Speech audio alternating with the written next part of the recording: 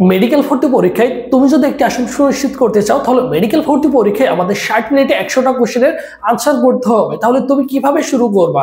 Medical ভর্তি পরীক্ষা দিনে তুমি যখন বসার পরে তোমাকে যখন কোশ্চেনটা দেওয়া হবে, প্রথম প্রথম যে 20 থেকে 25 মিনিট সময়ের মধ্যে তুমি পুরো কোশ্চেনটা পড়ে একবার শেষ করে ফেলবা। এবং এই পড়ে শেষ করার মধ্যে প্রথম ধাপে দেখা যাবে তুমি কিন্তু সেখান থেকে 60 থেকে 65 70টা কোশ্চেন কিন্তু আনসার করে ফেলবা। প্রথম ধাপে দেখা যাচ্ছে 25 থেকে 30 মিনিটের মধ্যে তুমি কি করবা, 60 থেকে 70টা কোশ্চেন যখন আনসার করতে পারবা, অবভিয়াসলি যেগুলো পারো তুমি প্রথম দেখাতে আনসার করে ফেলছো, মানে দ্যাটস গুড, তোমার জন্য অনেক ভালো।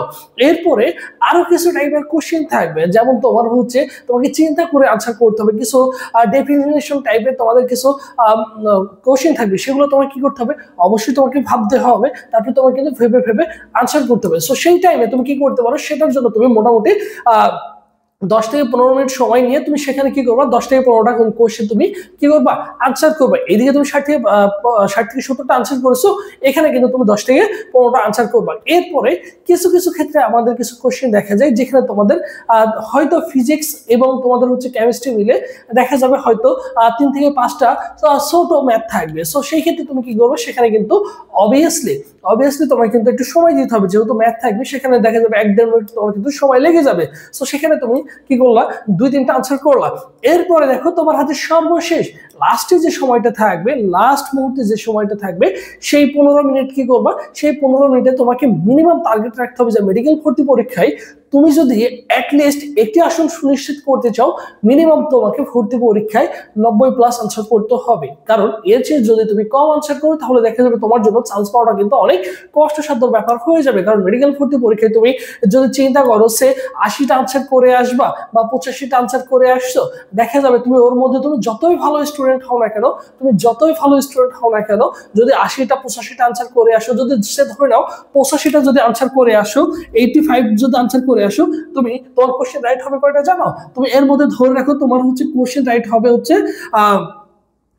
67টা প্লাস কোশ্চেন কি হবে, 67টা কোশ্চেন প্লাস তোমার কিন্তু রাইট হবে। দেখা যাবে কেমনে কেমনে তোমার কি হয়ে গেছে, উত্তর কিন্তু ভুল হয়ে গেছে। এতে প্রত্যেকটা ছেলেমেয়ের ক্ষেত্রে কিন্তু এরকমটা ঘটে। বা তোমার দেখা যাবে সর্বোচ্চ তোমার কি হতে পারে, তোমার হচ্ছে 72টা কোশ্চেন হতে পারে, 72-73টা কোশ্চেন হতে পারে, দেখা যাবে বাকি কোশ্চেন গুলো কিন্তু হয়ে যাবে। এখন এই যে তুমি 85টা আনসার করে আসছো, 67টা বা তোমার কাছে মোটামুটি হতে পারে যে 70টা 72টা হয়েছে, এখান থেকে তোমার যে নেগেটিভ মার্ক আছে আবার কমে গিয়ে দেখা যাচ্ছে তুমি 85টা আনসার করেছো, তোমার 72টা কারেক্ট হয়েছে।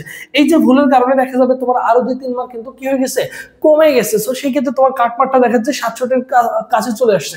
সেই ক্ষেত্রে তোমার কিন্তু চান্স পাওয়াটা অনেক কঠিন হয়ে যাবে। মিনিমাম তোমার টার্গেট থাকতে হবে, যদি তুমি মেডিকেল ভর্তি পরীক্ষায় চান্স পাও, মিনিমাম তোমাকে 90টা আনসার করতেই হবে।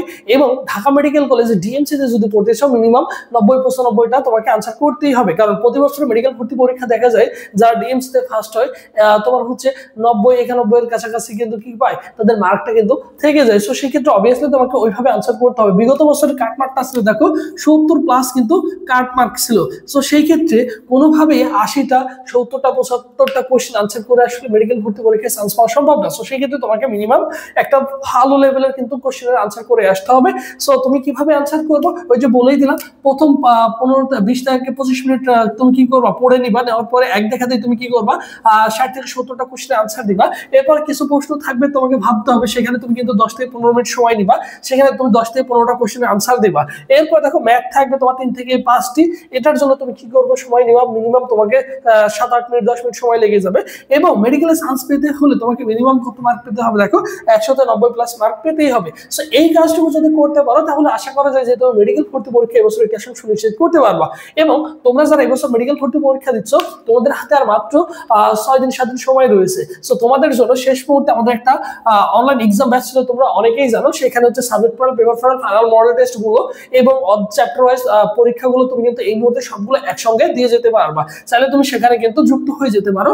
অনলি 300 টাকা দিয়ে কিন্তু ভাইদের এগুলো নিয়ে তুমি কি করতে পারো, অবশ্যই শেষ মুহূর্তে এসে সলভ করে যেতে পারো। ভর্তি হওয়ার প্রশ্ন 01727675241 এই নম্বরে 300 টাকা বিকাশ বা এখন সেন্ড মানি করে এই নম্বরে হোয়াটসঅ্যাপে নক করলে তোমাকে সকলের সাথে গ্রুপে অ্যাড করে দেওয়া হবে এবং সবগুলো সঙ্গে সঙ্গে তোমাকে দিয়ে দেওয়া হবে। এই টপিকগুলো সুন্দর করে পড়ে যাবা।